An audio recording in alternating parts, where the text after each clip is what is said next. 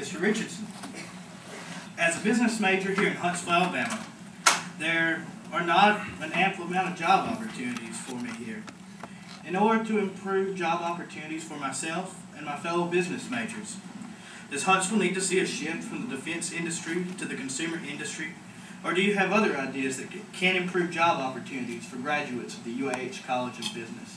I think that's an excellent question. One of the things that we need to understand is that any economy that is solely dependent on one source of revenue is going to have some tough times, because every sector of the economy has cyclical. There are ups and downs. What we need to do in North Alabama is use the technology as the foundation, but to also diversify. We have a vibrant healthcare community here.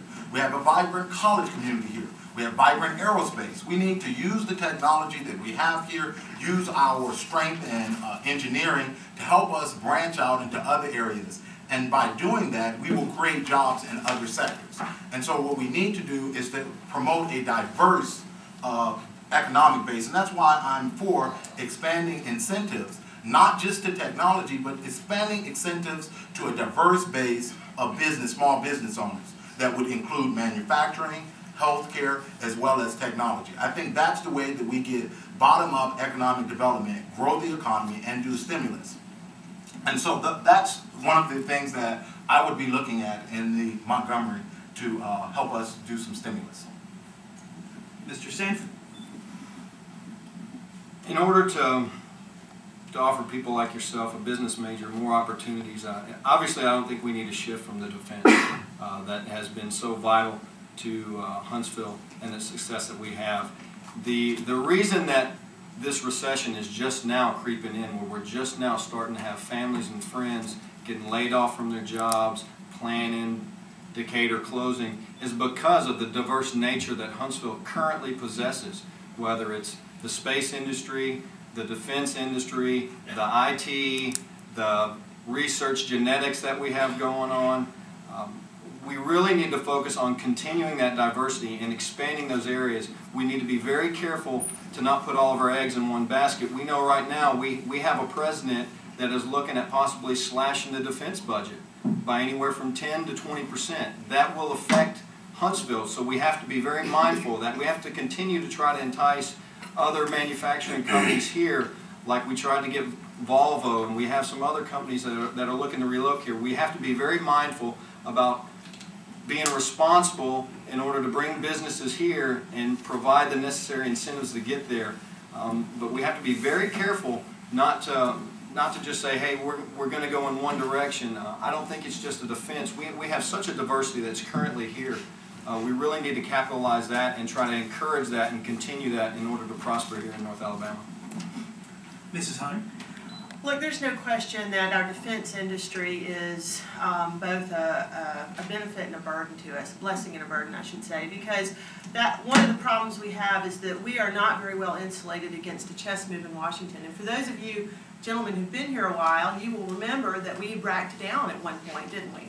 We were bracking down probably before your time, meaning we were in a downward brack. We were not getting the benefit of more jobs. We were getting jobs taken away from us.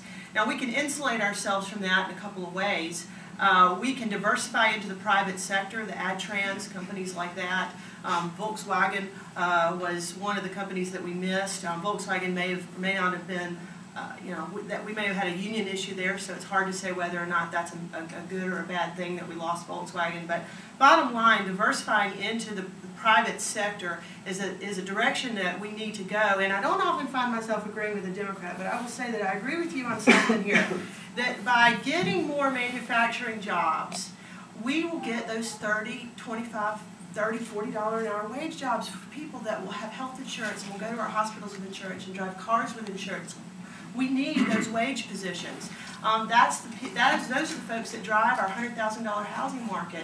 Those are the jobs that are so important and are the underpinnings of our economy. Look, there's only a couple of ways to make money, to make wealth. You can do it with manufacturing and mining, with commerce, and with agriculture.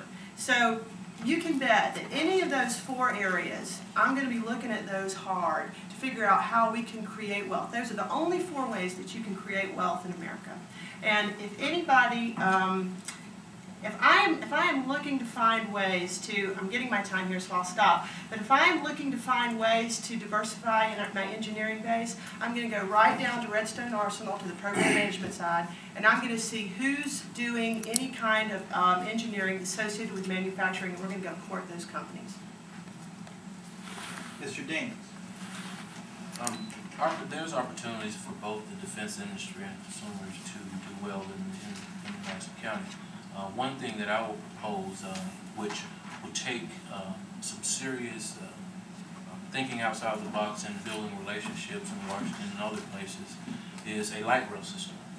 A light rail system will create jobs and opportunities, and it will attract it will boom small businesses, and it will attract Fortune 500 companies and industry.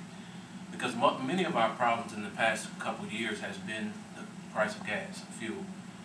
And with the gas prices going up, we didn't have an alternative mechanism for individuals to get to work. If you are employed by Lockheed Martin or you're employed by some institution, if your car breaks down, you have no alternative of getting to work. We have a bus system here, but I think that our bus system will flourish if we have a light rail system, because the light rail system would not only create jobs, it would also reduce the carbon emissions. It would the taxes on a light rail system alone would pay for itself over a number of years. So that is that's an opportunity in a way that we can not only the community can boom in other areas besides the defense industry, but it also will help small businesses survive. Mr. Wright. Thank you. I have over 23 years experience as a U.S. Air Force officer, federal employee in the private sector in aerospace and defense. I've been here when, during the first Clinton administration, NASA was hit very hard with the solid rocket booster program getting eliminated, and we didn't get Rock Island Arsenal. So BRAC is very important.